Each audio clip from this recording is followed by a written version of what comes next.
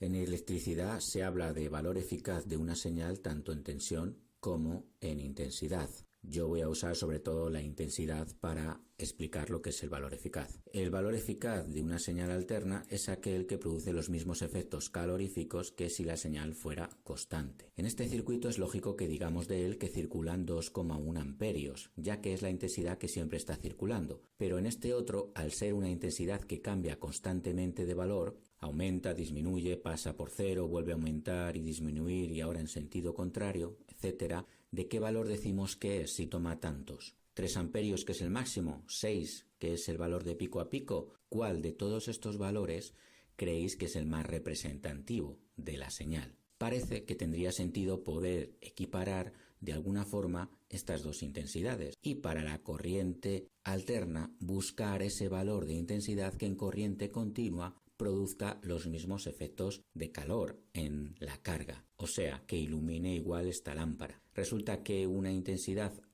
continua de 2,1 amperios provoca la misma luz o el mismo calor que una alterna sinusoidal de valor máximo 3. Aunque la alterna tiene instantes que superan los 2,1, también tiene instantes en los que es menos de 2,1. A esta intensidad la llamamos intensidad eficaz. Por lo tanto, decimos que es una alterna de 2,1 amperios eficaces. ¿Por qué resulta más útil decir que esta intensidad alterna es de 2,1 amperios y no de 3 o de 6 o de 1,5? Imaginemos que un fabricante de fusibles fabrica uno que funde cuando supera los 2,1 amperios continuos. ¿A partir de qué intensidad alterna senoidal fundirá? Pues a partir de la que produzca el mismo calor, o sea, la que tenga 2,1 amperios alternos eficaces, que es esta de señal de valor máximo 3. No tiene sentido que el fabricante diga que es un fusible de 2,1 amperios continuos y 3 alternos. Dirá simplemente que es de 2,1 amperios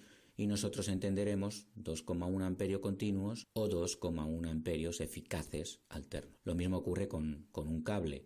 Si me dice un fabricante de cables que un determinado modelo aguanta hasta 25 amperios, yo entendería que aguanta 25 amperios continuos y 25 alternos. Y al decir alternos, se sobreentiende eficaces. Y por supuesto, un fabricante de amperímetros, cuando midan valores alternos, nos mostrarán en su pantalla el valor eficaz, no el máximo, porque los fabricantes de cables, fusibles, etc., me lo van a referir todo al valor eficaz.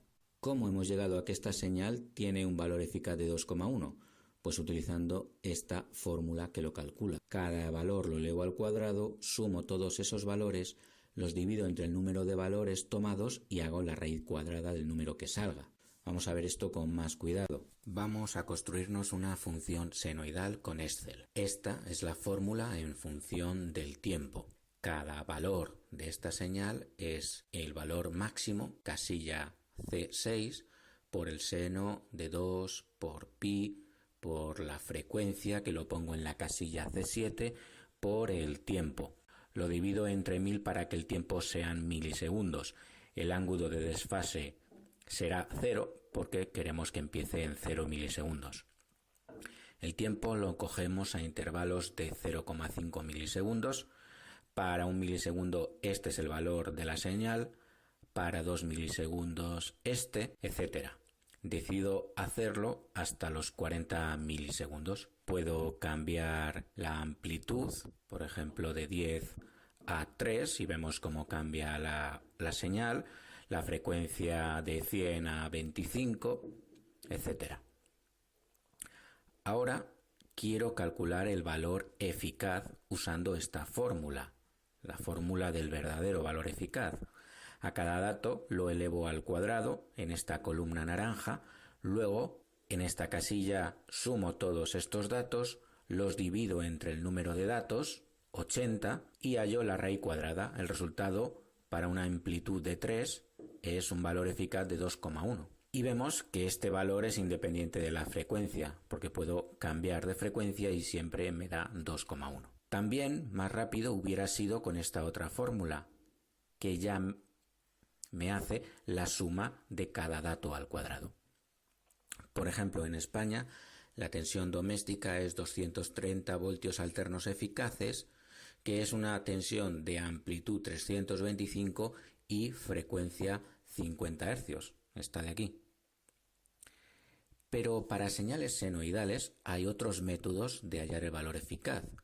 Por ejemplo, dividiendo el valor máximo entre raíz de 2. Vemos que siempre da lo mismo.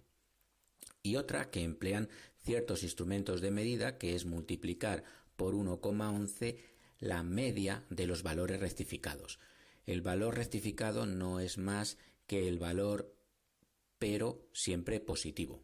Veis como el valor rectificado de 50 es 50, pero cuando empezamos a tener valores negativos lo cambiamos a positivo. Pues sumamos todos estos valores rectificados, los dividimos entre el número de datos que he cogido y los multiplicamos por 1,11. Veis cómo estas tres formas de hallar el valor eficaz nos dan siempre el mismo resultado. Por lo tanto, cada tipo de señal tiene su valor eficaz, que se calcula siempre con esta fórmula. Y para cada una hay otras formas más sencillas de llegar a este valor eficaz. Si la señal es alterna senoidal, se puede calcular también de estas dos maneras. Si la señal es de esta forma, se puede calcular también así. Y si es triangular, de esta manera también.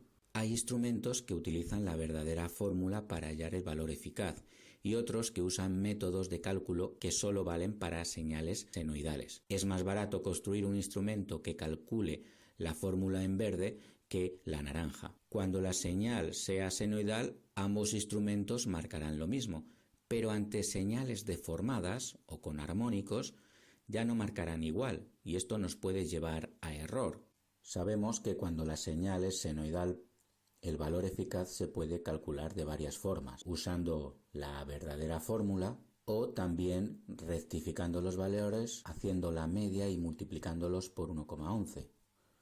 Vemos que en ambos casos dan siempre el mismo valor.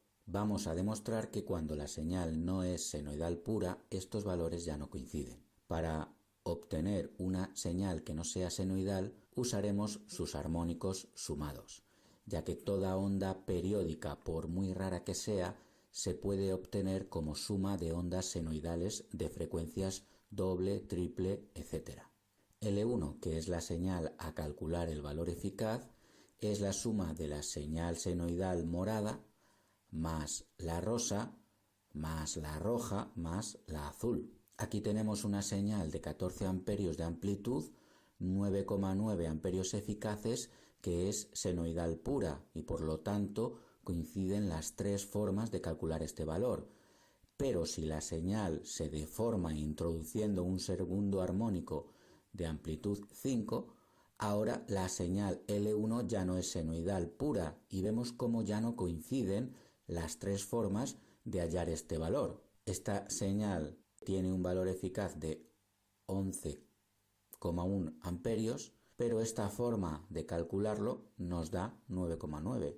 Está cometiendo un error. Por este circuito están pasando 11 amperios. Si tenemos un fusible de 10,5, fundirá. Con un instrumento convencional no encontraremos el motivo por el que el fusible está fundiendo, ya que marcará menos de 10,5, pero si usamos un amperímetro de verdadero valor eficaz, sabremos que funde porque están pasando más de 10,5 amperios. ¿Qué provoca señales no sinusoidales o con armónicos? Todo consumo de intensidad provoca en los conductores una caída de tensión. En la derecha el consumo es lineal y la caída de tensión también, y al final del cable tendremos una tensión de un valor un poco menor que al comienzo, pero senoidal. A la izquierda tenemos cargas que consumen intensidad a intervalos, durante pequeños instantes, no de forma continua o lineal. Como el consumo no es lineal, la caída de tensión en el conductor tampoco. Cuando no se está consumiendo, toda la tensión llega al final, no hay caída de tensión, pero en los instantes de consumo se produce esa caída que provoca